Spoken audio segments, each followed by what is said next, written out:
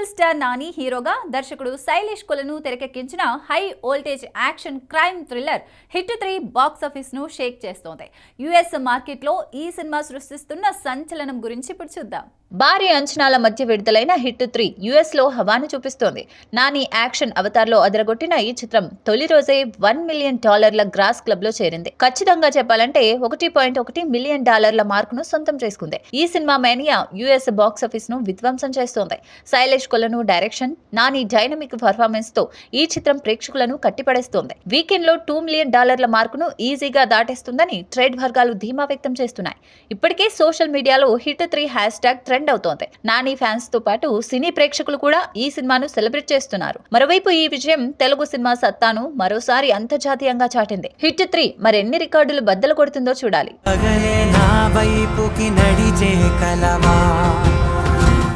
Power star Pawan Kalyan హీరోగా దర్శకుడు జ్యోతి కృష్ణ తెరకెక్కిస్తున్న భారీ చిత్రం హరిహర వీరమల్లు.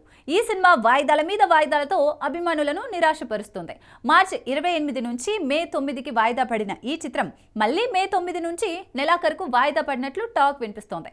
పవన్ డేట్స్ ఇంకా రాకపోవడంతో బ్యాలెన్స్ షూటింగ్ పూర్తి కావాల్సి ఉంది. ఇదిలా ఉంటే ఈ వాయిదా విజయ్ దేవరకొండ భారీ చిత్రం కింగ్డమ్ పై ప్రభావం చూపుతోంది.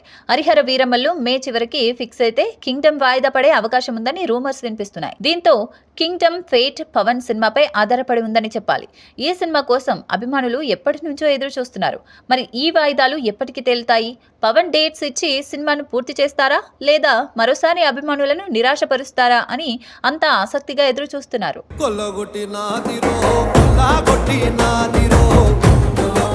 బుల్లితెర నుంచి వెండితెరకు అడుగుపెట్టిన ప్రదీప్ హీరోగా నటించిన రెండో చిత్రం అక్కడమ్మాయి ఇక్కడబ్బాయి. స్మాల్ స్క్రీన్ నటి దీపికా పిల్లి హీరోయిన్ గా నటించిన ఈ సినిమాను డి షో దర్శకులు నితిన్ భరత్లు తెరకెక్కించారు.